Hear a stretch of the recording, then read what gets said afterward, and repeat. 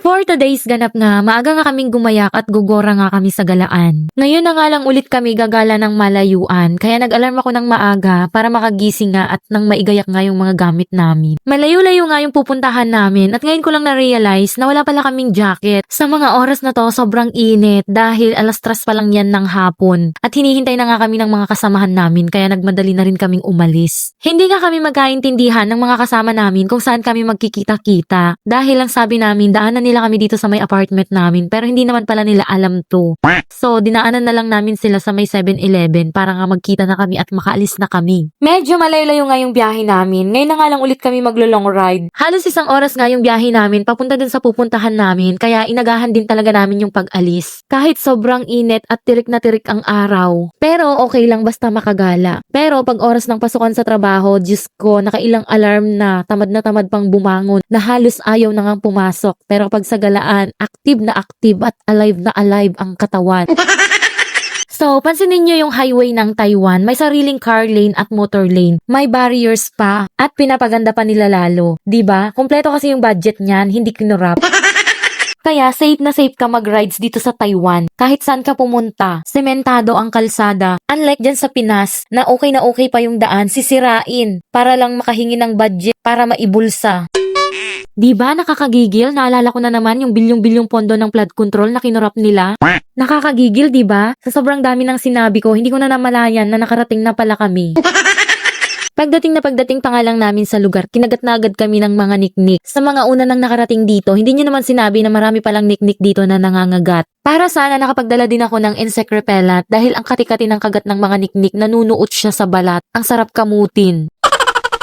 Naglakad na nga kami papuntang Sun Sculpture. Medyo malayo-layo pa kasi siya mula parking area. Papunta dun sa area ng mga Sun Sculpture. Pero dito sa daanan, may mga makikita kayong mga tindahan. Pero sarado pa. Siguro gabi na itong magbubukas. Parang mga night market siya. Maaga lang kaming dumating dito dahil nga gusto namin makita yung Sun Sculpture nang may liwanag pa. Kaya inagahan namin yung pagpunta. So, sa dinami-dami ng nakatayong tindahan dyan, buti na lang may isang tindahan na naka-open. Hindi nga kami nakabili ng mga pagkain namin dahil nga sa expressway kami dumaan. Para mabilis yung biyahe namin, kaya dito na lang kami bumili kay Auntie Linda ng paninda niya. Ang mga paninda niya is yung mga hotdog, fries, mga tusok-tusok din. So, bumili kami sa kanya ng fries at saka yung pusit na inihaw. And then, bumili na rin kami ng drinks nila. After naming makabili ng paninda nila, naglakad ulit kami papunta ng Sun Sculpture. Mahaba-haba pang ang lakaran papunta doon at ito yung view papunta doon sa Sun Sculpture. Medyo malawak din yung lugar. Pagdating namin sa lugar, wala namang masyadong tao. Nag-expect nga ako na maraming tao pag ganito na may pa-event yung Taiwan kasi mostly sa ganito seasonal lang siya. Kaya dinadayo talaga ng mga tao pag may mga ganitong event kasi ilang buwan lang siyang nagtatagal. Tapos iba na naman yung gagawin nila kaya dinadayo talaga ng mga tao. Pero hindi lang dito sa lugar namin yung may ganitong Sun Sculpture, sa iba't ibang lugar ng Taiwan meron din sila. So imagine mano-mano nilang ginawa to, napakagaling nila. Grabe, amaze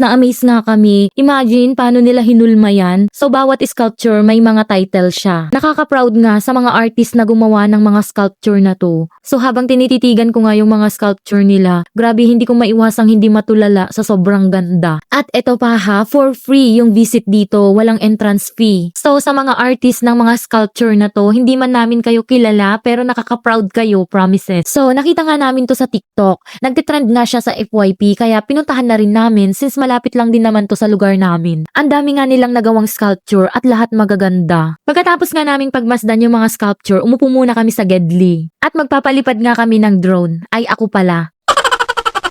Patingin-tingin pa lang ako dyan pero kinuha na agad ang controller.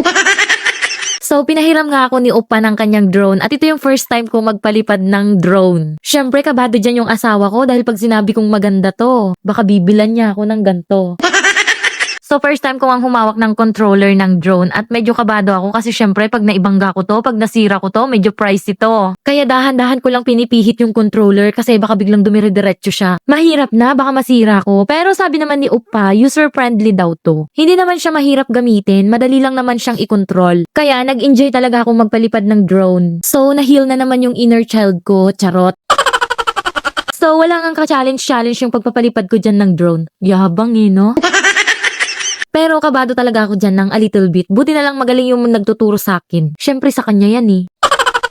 So, pagkatapos naming magpalipad ng drone, sakto palubog na rin yung araw, kaya pumunta kami sa may tabing dagat para nga pagmasdan yung paglubog ng araw. Napakaliwalas ng kalangitan at napakapayapa ng dagat. Ang sarap nga pagmasdan yung lumulubog na araw. Mapapasabi ka na lang talaga ng ang sarap mabuhay. So, sa mga oras na to, lumubog na yung araw, sadyang maliwanag lang talaga yung DJI cam ko, kaya maliwanag pa siya tignan. Pero lumubog na yung araw sa mga oras na yan. At may mga ilaw na rin yung mga sculpture. Kaya niyaya ko yung asawa ko, nalibutin nga namin yung mga sculpture dahil may mga ilaw na. Ganyan nga yung view niya kapag nailawan, litaw na litaw pa rin yung ganda ng sculpture. Syempre, hindi pwedeng hindi kami magpicture para may remembrance kaming dalawa. Bago man lang mawala ito dahil hanggang September 14 na lang to. So, seasonal lang yung mga ganito. Pagkatapos naming magpicture, lumabas na kami at habang naglalakad kami, nadaanan nga namin tong monitor nila. So, dito makikita kung paano nila ginawa yung sun sculpture ng mano-mano. Amazing, di ba? So, nag-enjoy nga kami sa lugar at ginabi na nga kami ng uwi. So, isang oras na naman yung biyahe namin pa uwi. Medyo malayo-layo pa. So, hindi ko na naman alam kung anong ikukwento ko sa inyo. Pero, ang ganda ng buwan. Bilog na bilog yung buwan habang pauwi kami. So, fast forward. Pagdating namin sa city, nagutuman nga ang mga person. Kaya kumain muna kami dito sa may 2 peso. Ito nga yung pinakamurang kainan dito sa amin. Kaya dito kami kumain. Charot.